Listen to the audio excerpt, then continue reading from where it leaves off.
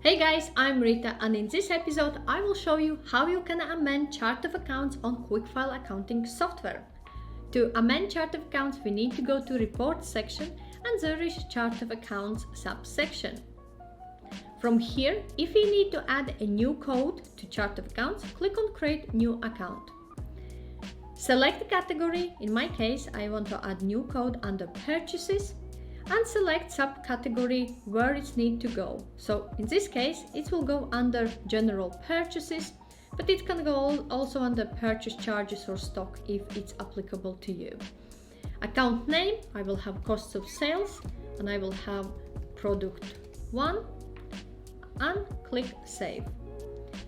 Create new code, Purchases, and I have Costs of Sales, Product 2.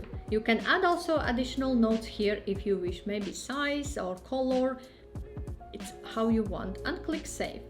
So now when I go to Purchases section, my two newly created codes are here. They've got orange settings icon, so when I click on it, I can update details like changing account name and adding notes. Okay, and any code which got red cross can be deleted from this system. So for example, discounts taken, if I will click OK, it will be deleted from my list.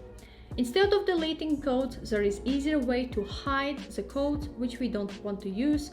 Go to More Options and remove unused accounts. So currently there's quite a long list under Purchases.